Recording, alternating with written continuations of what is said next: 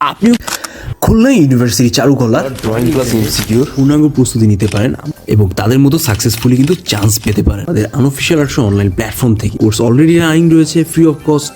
Online exam দেওয়ার জন্য আমাকে সোশ্যাল মিডিয়ায় নক দিন। So here is some basic rules of complex sentence structure. Complex সেন্টেন্সে মেইন ক্লজ এর থাকে যেটা সবচেয়ে গুরুত্বপূর্ণ এবং অন্যান্য ক্লজগুলো তার অধিক বা তার উপর নির্ভরশীল। বুঝছেন? এটা just like a skeleton of your sentence আর তার সাথে পারিপার্শ্বিক কিছু points of view. Subordinate clause ৩ ভাগে বিভক্ত হয় কমপ্লেক্স সেন্টেন্সে। অ্যাডজেক্টিভ ক্লজ, অ্যাডভার্বিয়াল ক্লজ আর হচ্ছে নাউন ক্লজ। তো এখানে আমাদের একটু জানি এই নাউনটা কি? নাউনটা হইতেছে কি বলুন তো? কোনো কিছুর নাম। আর প্রোনাউনটা হইতেছে যে তার পরিপ্রেক্ষিতে যে বিষয়টা ইউজ হয়। দেম, হার, হিজ, দেয়ার এগুলা। বাট অ্যাডভার্বিয়াল আর অ্যাডজেক্টিভ ক্লজের ভিতরে পার্থক্য আছে। অ্যাডজেক্টিভ ক্লজ হচ্ছে নাউনের দোষগুণ বোঝাচ্ছে আর অ্যাডভার্বিয়াল ক্লজ ভার্বের বেস করে অবস্থানকে প্রকাশ করতেছে। তো এগুলো হচ্ছে সব পরনির্ভরশীল, ঠিক আছে? ভার্ব, নাউন এগুলোর উপর নির্ভরশীল। তো এবার চলেন আমরা একটু ডিপ ডাইভিং দেখি। অ্যাডজেক্টিভ যেমন নাউনকে মডিফাই করে, অ্যাডজেক্টিভ ক্লজ ও তেমনি নাউনকে মডিফাই করে। তো হোয়াট ইজ মডিফায়ার? যখন আপনি একটা সেন্টেন্সকে লিখতেছেন তখন কিছু পার্টিকুলার এরিয়া ওই সেন্টেন্সের উপর বেস করে মডিফাই হিসেবে কাজ করতেছে। So this is the point যেটা হইতেছে আপনাকে এখানে উপস্থাপন করতে হয়। অ্যাডজেক্টিভ সাধারণত নাউনের আগে অথবা লিঙ্কিং ভার্বের পরে বসে, ঠিক আছে? অ্যাডজেক্টিভ কখন বসে তাহলে? নাউনের আগে বসতেছে অথবা লিঙ্কিং ভার্বের পরে বসতেছে, হ্যাঁ? কিন্তু অ্যাডজেক্টিভ ক্লজ সবসময় নাউনের পরে বসে। তো এই যে অ্যাডজেক্টিভ ক্লজটা আছে এটা হচ্ছে আমাদের সবচেয়ে বেশি গুরুত্ব সহকারে দেখতে হবে। অ্যাডজেক্টিভ আমরা কিন্তু সব অ্যাডজেক্টিভ ক্লজ নিয়ে কথাবার্তা বলছি এখন। হুম? অ্যাডজেক্টিভ ক্লজে কতগুলো রিলেটিভ প্রোনাউন্স ব্যবহার করা হয় এবং প্রোনাউন ব্যবহার করা হয় যেগুলো সাবজেক্ট, অবজেক্ট, পজেসিভ ফর্মে থাকতে পারে। তো চলেন আমরা একটু উদাহরণ দেখি। এখানে আমরা যদি উদাহরণ খেয়াল করি, সাবজেক্ট হিসেবে যদি হু ইউজ হয় সেটা হয়ে যাবে অবজেক্ট হিসেবে হুম, আর পজেসিভ হিসেবে হুজ, আর উইচ এখানে সেম থাকতেছে, জাস্ট অফ উইচ হয়ে যায় অপোজিট ক্ষেত্রে। দ্যাটও সেম কাজ, ফর্মেরও সেম কাজ, জাস্ট হু এর ক্ষেত্রে ব্যাপারটা একটু ডিফারেন্ট। ক্লিয়ার? এটা আমরা পাইলাম কি যে রিলেটিভ প্রোনাউন হু এর ক্ষেত্রে জাস্ট একটু ডিফারেন্ট। রিলেটিভ প্রোনাউন হইতেছে নাউনের পারিপার্শ্বিক অবস্থা। Adjective clause with relative pronouns as subjects who, which আর দ্যাট এটা আমরা কিভাবে ইউজ করব? Now we will try to learn here. খেয়াল করেন। Mister Sadi is an art teacher who teaches in Khulna university. ঠিক আছে? হু টিচেস স্কাল্পচারও আমরা দিতে পারি। আর একটু বিষয়টাকে সুন্দর করে গোছালো এরিয়া ক্লিয়ার হয়। Mister Sadi is an art teacher. হ্যাঁ? যে খুলনা বিশ্ববিদ্যালয়ে ভাস্কর্য পড়ান। এখানে হু হচ্ছে আপনার কি বলেন তো? কে বলবে? বলেন, কথা বলেন। Adjective clause. ঠিক আছে? Who teaches in Khulna university টিচারকে মডিফাই করতেছে। তো এবার বুঝতে পারছেন যে মডিফায়ারটা আসলে কি? মানে এই হুটা এই টিচারকে মডিফাই করতেছে। তো এই টিচারটা আমরা এক হিসেবে কি ইউজ করতেছি? এমডি সাদি এর নাউন। এবার বুঝতে পারছেন ব্যবহারটা মডিফায়ার? আচ্ছা। পরবর্তীতে নাউনের পরে বসে তার গুণ অপ্রকাশ করে। তো তার একটা গুণ আছে, নাউনের পরে বসে এটা হচ্ছে সেটা প্রকাশ করতেছে। সো মিস্টার সাদি হচ্ছে আমাদের নাউন, টিচার হচ্ছে তার গুণ, হু হচ্ছে মডিফায়ার, অ্যাডজেক্টিভ ক্লজ। ক্লিয়ার? মানুষের বেলায় হু এবং বস্তু এর বেলায় প্রাণী এর বেলায় হুইচ ব্যবহৃত হয়। খুব সহজে যদি আমরা বলি, হ্যাঁ? আবার দ্যাট রিলেটিভ প্রোনাউন উভয় ক্ষেত্রে ব্যবহৃত হয়।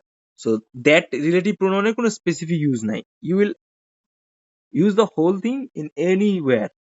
আচ্ছা, দিস ইজ দ্য মেইন। আচ্ছা,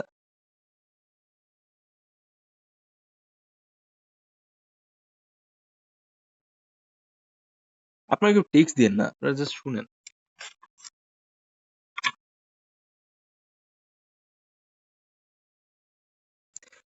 এখানে আমরা দেখতে পাচ্ছি যে দিস ইজ দ্য ম্যান। ঠিক আছে? দিস ইজ দ্য ম্যান যে আমাকে দ্যাট হেল্প মি ইয়েস্টারডে, যে আমাকে গতদিন সাহায্য করেছিল। এই হইতেছে সেই মহামানব বা মানব। ঠিক আছে, এখানে দেখেন দ্যাট এর পরে কিন্তু আমরা কোনো কমা বা এক্সট্রা কোনো ইনফরমেশন অ্যাড বা ইউজ করিনি, বাট এখানে কিন্তু হু এর আগে কিন্তু কমা আসছে, সো এটা একটু মাথায় রাখতে হবে। আচ্ছা, ক্লজ গুলো পরবর্তীতে নাউন সম্বন্ধে অতিরিক্ত তথ্য সরবরাহ করে এবং এগুলো বাদ দিলেও অর্থ পরিষ্কার করে। এবং খেয়াল করেন, ক্লজ গুলো হচ্ছে নাউন সম্বন্ধে অতিরিক্ত তথ্য প্রকাশ করতেছে, ঠিক আছে। আর এগুলো নন রেস্ট্রিকটিভ বা নন ডিফাইনিং অ্যাডজেক্টিভ ক্লজ বলা হয়। তো এগুলো আগে কমা বসাতে হবে, it's pretty common here. Object অথবা কমপ্লিমেন্ট কে মডিফাই করে, অবজেক্ট অথবা কমপ্লিমেন্ট কে মডিফাই করে হু, হুজ, হুম এগুলো দিয়ে। মাই ব্রাদার, এটা দেখেন, এইটার উদাহরণ হচ্ছে এইটা, my brother who works in Canada has become home. My brother কি, হু, এখানে এক্সট্রা সেন্টেন্স হিসেবে যুক্ত হয়েছে। উপরের উদাহরণগুলো মেইন ক্লজের সাবজেক্টের পর অ্যাডজেক্টিভ ক্লজ বসে সাবজেক্টকে মডিফাই করতেছে। হ্যাঁ, মেইন ক্লজের পরে কোনটাই হুটা বসতেছে, এরপর সাবজেক্টকে মডিফাই করতেছে অ্যাডজেক্টিভ ক্লজ হ্যাঁ হিসেবে। So you should always remember this part. My brother has become, না my brother has come home, এটা হচ্ছে মেইন ক্লজ। ঠিক আছে, আমার ভাই বাসায় আসছে। In this Eid vacation, subject plus intransitive verb with adverbial clause, এটা হইতেছে আমাদের main structure. Hmm, who is, who work in Canada, এটা হচ্ছে অ্যাডজেক্টিভ ক্লজ। বুঝতে পারছেন? তো আমরা অ্যাডজেক্টিভ ক্লজ হিসেবে কি পাচ্ছি, হু ওয়ার্ক ইন ক্যানাডা, এটা হইতেছে আমাদের এক্সট্রা ইনফরমেশন যেটা আমরা পরবর্তী ইনপুট হিসেবে দেখতে পাচ্ছি। আচ্ছা, এবার দেখেন adjective clause with relative pronouns as objects, সেই সব অ্যাডজেক্টিভ ক্লজ যেখানে রিলেটিভ প্রোনাউন ওই ক্লজের কি ট্রানজিটিভ ভার্ব এর অবজেক্ট হিসেবে কাজ করে। যেমন আমরা যদি উদাহরণ দেখি, the book which I borrowed from the library is very interesting. যেই বইটা আমি লাইব্রেরি থেকে পাইছি সেই বইটা হচ্ছে খুব ইন্টারেস্টিং। ঠিক আছে, এটা হইতেছে আপনার main clause, subject plus linking verb plus adjective. এই যে এই পার্টটা অরেঞ্জ কালার মার্ক করার স্পেসটা আর গ্রিন কালার মার্ক করার স্পেসটা হচ্ছে কি, অরেঞ্জ কালার হচ্ছে আপনার অ্যাডজেক্টিভ ক্লজ আর গ্রিন কালার হচ্ছে আপনার main clause. The book is very interesting, এটা হইতেছে আমাদের মেইন ক্লজ বা মেইন আইডিয়া। কিন্তু আমি যে which I borrowed from the library, এটা হচ্ছে আমাদের এক্সট্রা ইনফরমেশন। ঠিক আছে, এটা হচ্ছে বেসিক হিসাব। অ্যাডজেক্টিভ ক্লজ এ ট্রানজিটিভ ভার্বের অবজেক্ট হিসাবে কাজ করে এবং তখন সেটা অমিট বাদ দেওয়া যেতে পারে। মানে আপনি চাইলে উইচটাকে বাদ দিতে পারেন, the book I borrowed from the library is very interesting. হ্যাঁ, সেম প্যাটার্ন সেম সেন্টেন্সে, জাস্ট আমি এই উইচ এর অংশটাকে কি এখান থেকে বাদ দিয়ে দিছি এই যে এই সেন্টেন্সে। তো it's kind of like this. তো আমরা 3 নাম্বার পার্টটা দেখি, adjective clause with relative pronouns as objects of preposition. হ্যাঁ, এবার আমরা একটু প্রিপোজিশনের ইউজটা একটু দেখবো। এর আগে হচ্ছে আমরা কি দেখছি বলেন তো, প্রোনাউন্স ইউজ দেখছি অ্যাজ অবজেক্টস। ঠিক আছে, তার আগে আমরা কি দেখছি, তার আগে আমরা দেখছি অ্যাডজেক্টিভ ক্লজের সাথে সাবজেক্ট, সাবজেক্ট মিলে কেমন বিষয় দাঁড়ায় এখানে। এবার হচ্ছে আমরা দেখবো প্রিপোজিশন। আচ্ছা, এইগুলো আপনি আস্তে আস্তে করে যখন রিওয়ার্ডিং দেখবেন এটা ভালোভাবে বুঝতে পারবেন। এটার জন্য আসলে ওরকম কোনো স্পেসিফিক কিছু নাই, you already know about it. Just আমি আপনাদের জন্য আবার নতুন করে একটু বিষয়টাকে ঝালাই করার জন্য এই জিনিসটা দিলাম। Adjective clause with relative pronouns as objects of prepositions, সেই সব অ্যাডজেক্টিভ ক্লজ সেখানে রিলেটিভ প্রোনাউন গুলো প্রিপোজিশনের অবজেক্ট হিসেবে কাজ করে।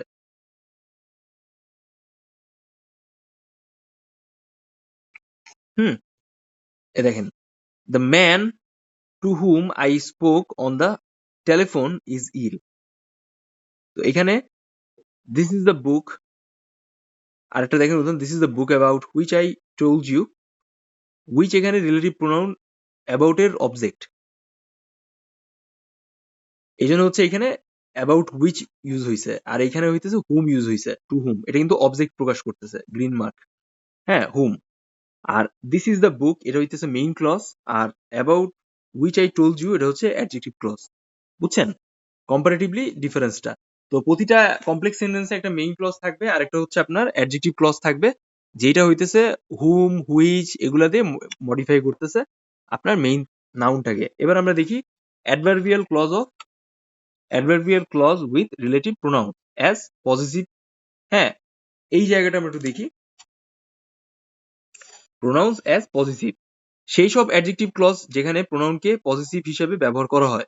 The man whose car cashed against না ক্র্যাশড, সরি, এই যে ক্র্যাশড হবে এটা, crashed against a tree died soon after.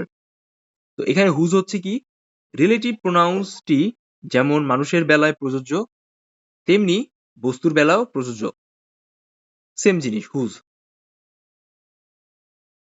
তো এখানে আমরা পজিটিভ হিসেবে এই জিনিসটাই দেখছি। It's quite simple rules, just technical জায়গা একটু আলাদা, বাট আপনাকে পরীক্ষায় কোয়েশ্চেন্স দিবে হয়তোবা এই হুজের জায়গাটা চেঞ্জ করে কি আসলে আসবে মেইন সেন্টেন্সে অপশনে এরকম। লাইক আপনাকে সেন্টেন্স দিয়ে দিল যে the man dash car crashed, the man dot dot car crash against a tree died soon after. তো এখানে ব্র্যাকেট, এখানে আপনার অপশনে কি আসবে, হুজ, হুম, এরকম। Adjective clause with when and where, meaning on which in which, ঠিক আছে। এখানে হচ্ছে অ্যাডজেক্টিভ ক্লজে ওয়েন আর ওয়্যার এর ক্ষেত্রে হুইচ আর ইন হুইচ এই দুটো বিষয়ে ব্যবহৃত হয়। I forget I forget the day when oblique on which we moved house, ঠিক আছে। আমি ওই দিনে ভুলে গেছি যেদিন হচ্ছে আমরা বাড়িটা ছাড়ছিলাম, এরকম।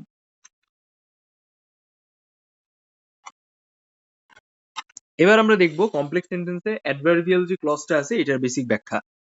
অ্যাডভার্বিয়াল ক্লজ অনেক প্রকারের হয়ে থাকে। Adverbial clause of time, reason, concession, condition, comparison, degree, result, purpose.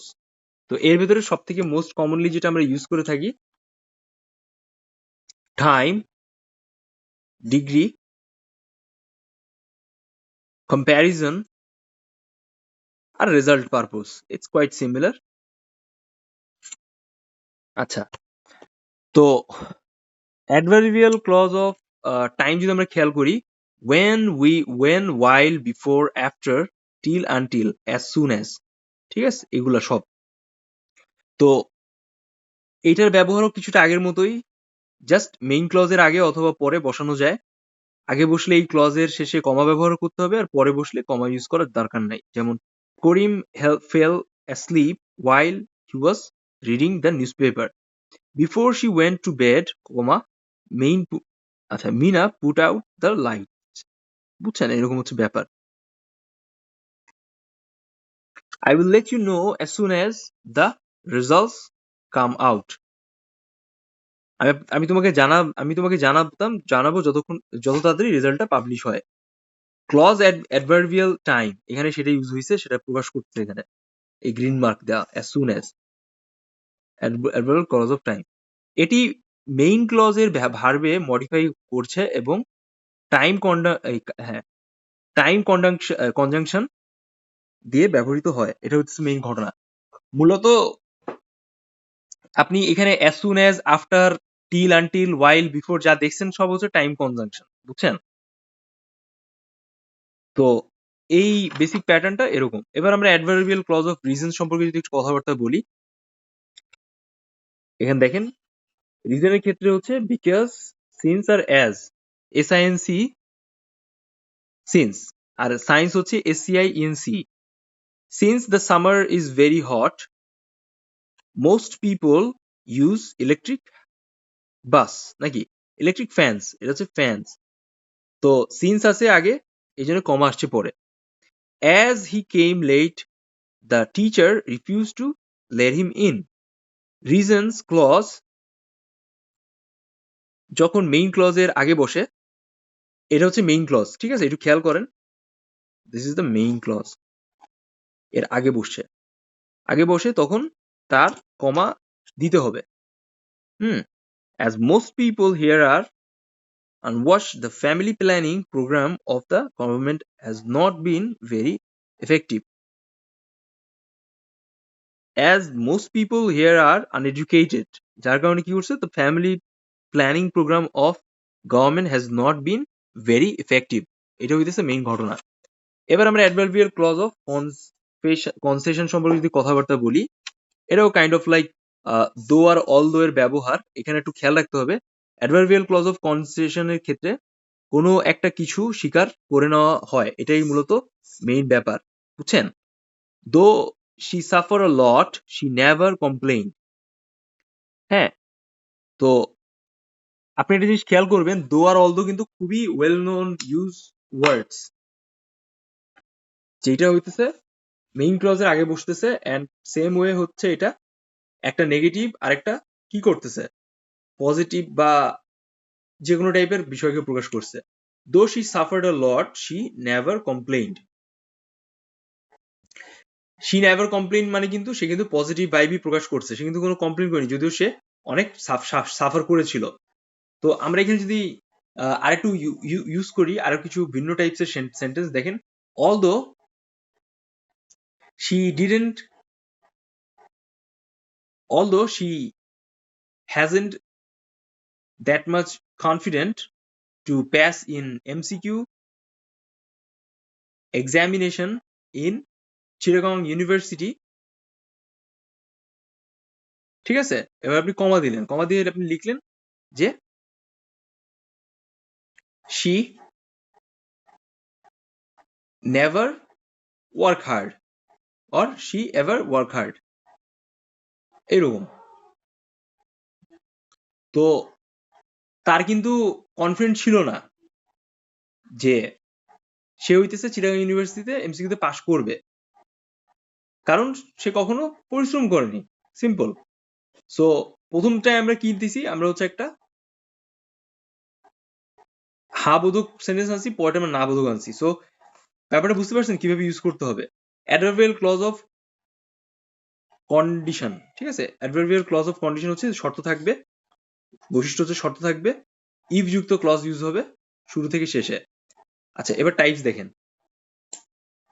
এখানে হচ্ছে ভবিষ্যতের কথা উল্লেখ থাকে, শর্ত থাকবে, শর্ত পূরণ করতে হয়, পূরণ হওয়ার সম্ভাবনা অনেক বেশি। হ্যাঁ, পূরণের সম্ভাবনা অনেক বেশি থাকে শর্ত। আর সিম্পল প্রেজেন্ট টেন্সে অথবা ইম্পারেটিভ সেন্টেন্সে ইউজ হবে, ইম্পারেটিভ সেন্টেন্স। সো এখানে আমাদের যে বিষয়টা খেয়াল করতে হবে, যে উদাহরণটা, if you come out first, if you come out first your present will be delighted, ঠিক আছে? টাইপ টুও সেম, পাস্ট টেন্সে হবে, শুড, উড, মাইট ইউজ হবে most of the cases. If you spoke to your teacher that way he would be angry, ঠিক আছে? তো it's pretty simple type of degree বা condition আমরা যেটা শিখে আসছি, যে একটা ইফের আগে হচ্ছে প্রেজেন্ট টেন্স থাকলে পরে হচ্ছে উইল আসে, আর পাস্ট থাকলে হচ্ছে পরে উড আসে। It's kind of like this.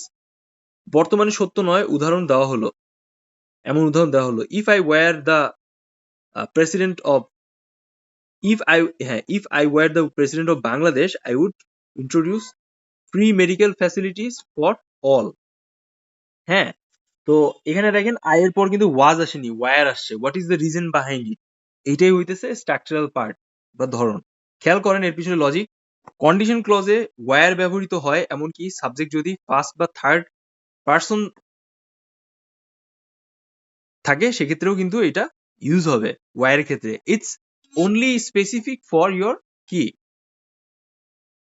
Conditioner বা এই টাইপের পার্টিকুলার ইউজের ক্ষেত্রে। টাইপ 3 দেখেন, যে ভবিষ্যতে তথ্য ছিল না এমন ঘটনার উল্লেখ থাকে, সেক্ষেত্রে কন্ডিশনাল ক্লজে পাস্ট পারফেক্ট টেন্স হবে, had plus past perfect tense.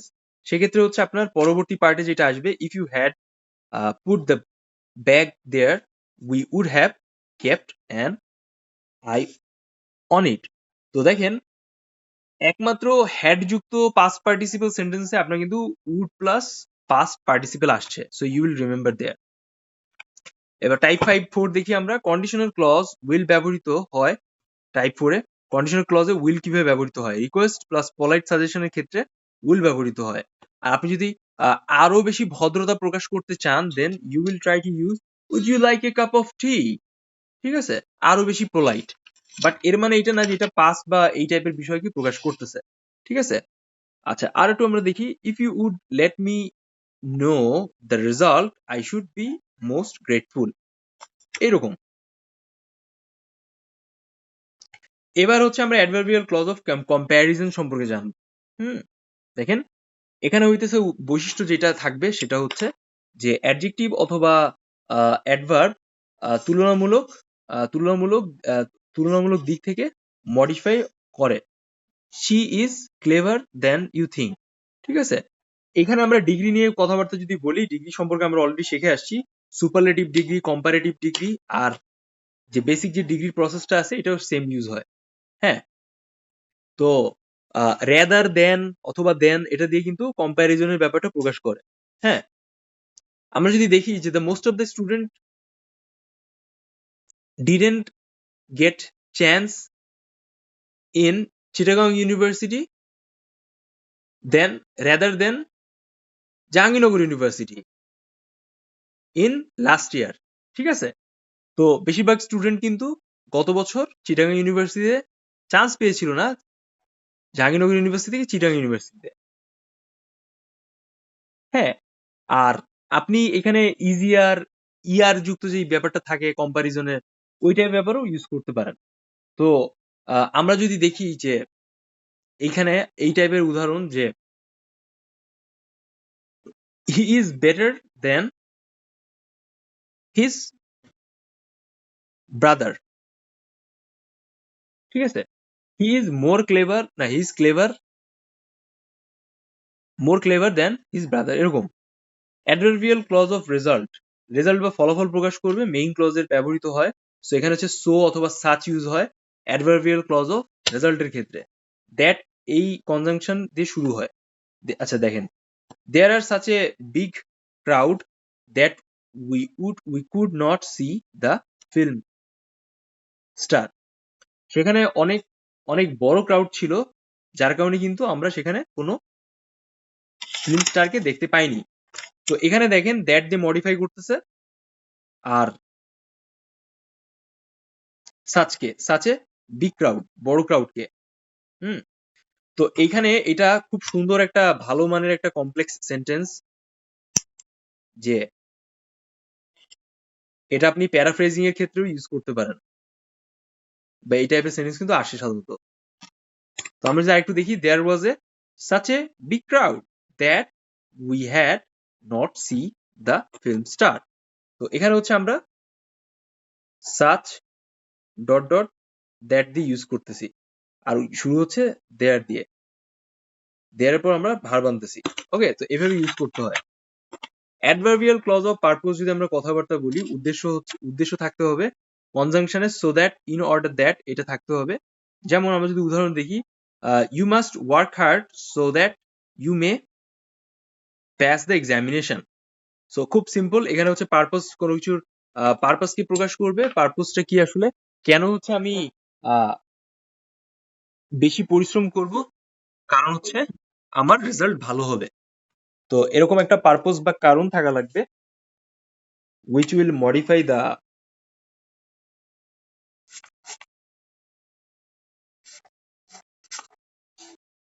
main clause, you must work hard so that you may pass in the examination, এরকম।